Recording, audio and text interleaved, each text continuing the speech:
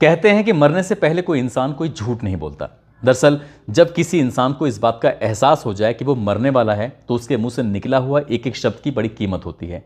खासकर तब जब मजिस्ट्रेट के सामने किसी का बयान हो रहे हो।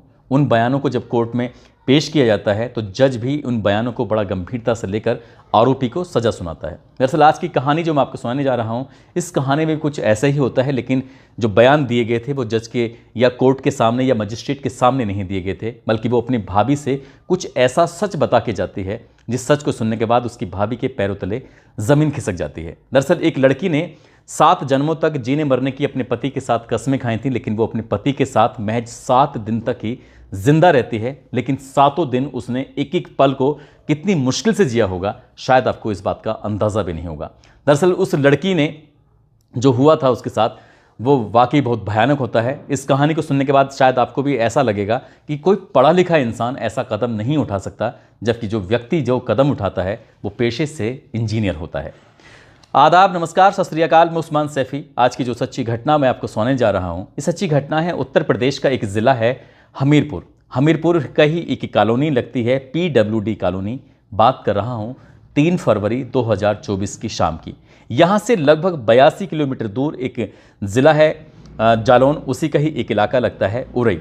उरई के रहने वाले विजय ओमेरे, उनकी बारात गई थी इसी हमीरपुर सदर कोतवाली क्षेत्र में। और जब बारात जाती है तो बारात में घर के लोग भी, बाराती लोग भी और परिवार रिश्तेदार सभी लोग शामिल होते हैं। बड़ी धूमधाम से शादी समारोह होता है। रात में जब फेरे हो रहे थे तो पंडित जी अपने जो भी फेरे की औपचारिकताएं हो रही थीं, तभी दूल्हा और दुल्हन को वो कस्में भी खिलाते हैं, 7 जीने की और 7 मरने की, वो भी 7 जन्मों तक।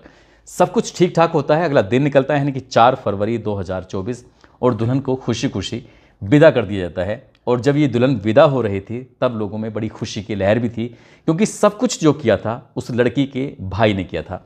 भाई की वो ऐसी बहन थी इकलौती, क्योंकि माता और पिता पहले ही मर चुके थे। बहन को बड़े नाजों से पाला गया था, लेकिन उसकी उम्र लगभग 35 साल के आसपास हो चुकी थी।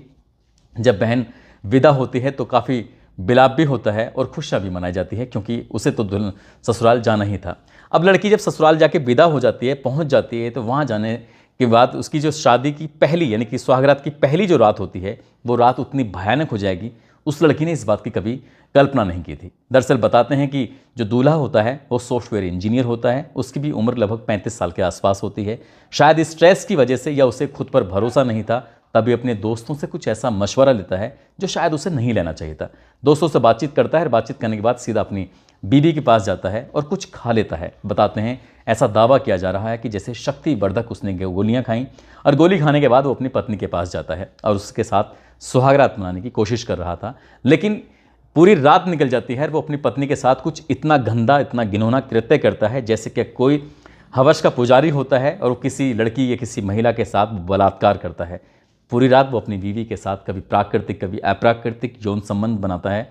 और जब उसकी पत्नी ने विरोध किया कि ये सब क्या कर रहे हो, तो उसने अपनी पत्नी को पहली ही रात में उस दरिंदे ने उसको पीटा भी, डांटा भी, मारा भी।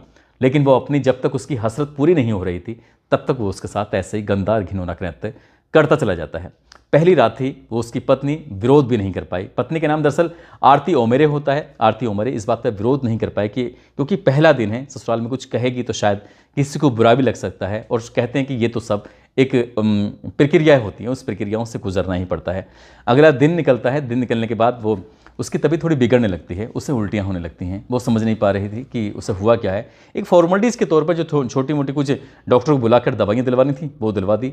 फिर एक और रात आती है। जब दूसरी रात आती है, दूसरी रात में भी कुछ उसके साथ ठीक वैसा ही होता है जैसा पहली रात हुआ था। दूसरी रात में भी शक्तिवर्धक गोलियों का प्रयोग किया गया और उसके बाद फिर उसके साथ वही शारीरिक संबंध बनाए गए। उसने विरोध भी किया, लेकिन विरोध उसका कुछ काम नहीं आ रहा था। और उसके साथ जैसे घिनौना गंदा कृत्य हुआ, प्राकृतिक अप्राकृतिक उसके साथ यौन संबंध बनाए गए और उसको बहुत बुरी तरह से प्रताड़ित भी किया गया। दूसरी रात भी उसकी हालत बिगड़ने लगती है, वो परेशान होने लगती है। ससुराल में वो उसका दूसरा दिन था, इसलिए अपनी ज़िंदगी से जुड़ा हुआ जो सच उसके सामने हो रहा था, पहली रात दूसरी रात वो समझ नहीं पा रही थी किससे करे क्या ना करे। दूसरी रात भी निकल जाती है, फिर तीसरी रात आती है। तीसरी रात में भी कुछ इसके साथ यही होता है और दूल्हा उसको जितना चाह रहा था उसके साथ प्राकृतिक अप्राकृतिक यौन संबंध बनाकर अपनी हवस को वो पूरी कर रहा था। उसकी पत्नी के साथ क्या हो रहा है उसको बिल्कुल नहीं पता, जबकि उसकी पत्नी के जो आंतरिक अंग थे वो डैमेज भी हो रहे थे। तीसरा दिन यानी कि वो अपनी जेठानी से बताती है कि मेरी तबीयत बहुत ज़्यादा ख़राब है, मैं समझ नहीं पा रही हूँ कि आखिरकार करूँ क्या। उसे लगातार उल्टियाँ पे उल्टियाँ हो रही हैं और किसी छोटे मोटे डॉक्टर को दिखाया लेकिन उससे उसे आराम नहीं मिला। उसकी जेठानी होती है, जेठानी ने लड़की के मायके वालों को सूचना दी कि तुम्हारी बहन की तबीयत बिगड़ रही है, समझ नहीं आ रहा कि आखिरकार बात क्या है, उसे आकर देख लो और हो सके तो कहीं से अच्छी जगह इसका इलाज करा दो। लड़की वाले आखिरकार इस बात को सुनते हैं और सुनने के बाद उन्हें भी समझ नहीं आ रहा था कि अभी तो उसकी 2-3 दिन पहले यहाँ से विदा होकर गई है, लेकिन आखिरकार हो क्या रहा है। 1-2 दिन लग जाते हैं, यानी कि 7 फरवरी 2024 को लड़की का भाई उसके पास जाता है और जाने के बाद जब देखता है तो लड़की की हालत वाकई बहुत ज़्यादा ख़राब होती है। लड़का समझ से परे था, इसलिए उसे अपनी बहन को यहाँ से लेकर सीधा कानपुर जाता है। कानपुर के ही एक प्राइवेट नर्सिंग होम में अपनी बहन को एडमिट करा देता है। जब बहन का इलाज चल रहा था तब भाभी उससे पूछ बैठती है कि आखिरकार बेटा क्या बात है, तुम इतनी परेशान क्यों हो, तुम्हारी तबीयत इतनी ख़राब क्यों हुई है, क्या वजह है। तब वो अपनी भाभी को पूरी कहानी बयां करती है कि उसका जो पति है उसके साथ जो शायद एक संबंध बना रहा था, उसने शायद कुछ ऐसी गोलियों का प्रयोग किया जिससे क्या उसकी तबीयत लगातार बिगड़ती चली गई और उसने उसके साथ प्राकृतिक अप्राकृतिक हर तरह से उसके साथ संबंध बनाए। डॉक्टर ने इलाज तो शुरू कर दिया था 8 फरवरी 2024 को, और इलाज जब शुरू होता है तो जैसे जैसे वक्त आगे बढ़ रहा था वैसे वैसे उस लड़की की हालत ज़्यादा बिगड़ती चली जा रही थी। वो समझ नहीं पा रही थी कि आखिरकार हो क्या रहा है, डॉक्टर भी नहीं समझ पा रहे थे कि आखिरकार इसके साथ हो क्या रहा है। तभी एक डॉक्टरनी भी उसके साथ रहती है और डॉक्टरनी भी समझने की कोशिश कर रही थी। 10 फरवरी 2024 की दोपहर लगभग 3:30 के आसपास इस दुल्हन ने हमेशा हमेशा के लिए दम तोड़ दिया और वो मर जाती है। जब मरती है तो घर में रो रो कर लोगों का बुरा हाल हो जाता है। फिर मीडिया वालों के पास तक ये बात जब पहुंचती है तो मीडिया वालों ने उस डॉक्टरनी से बातचीत करने की कोशिश की कि आखिरकार इसके साथ हुआ क्या था। तब डॉक्टरनी ने भी दबी जुबान में अपने नाम न छापने की शर्त पर यह बताया कि इस लड़की के साथ कुछ ऐसा हुआ है जैसे कई लोगों ने मिलकर इसका सामूहिक बलात्कार किया हो, सामूहिक गैंगरेप किया हो और इसे इतनी प्रताड़ना दी गई हैं जिसकी वजह से इसके जो शरीर के आंतरिक अंग थे वो भी डैमेज हो चुके हैं। इसका पोस्टमार्टम भी कराया जाता है और जब ये शव इसका अंतिम संस्कार के लिए पहुंचता है तो परिवार वालों का, गांव वालों का, उस मोहल्ले वालों का रो रो कर बुरा हाल हो जाता है। लोग सोचने पर मजबूर हो जाते हैं।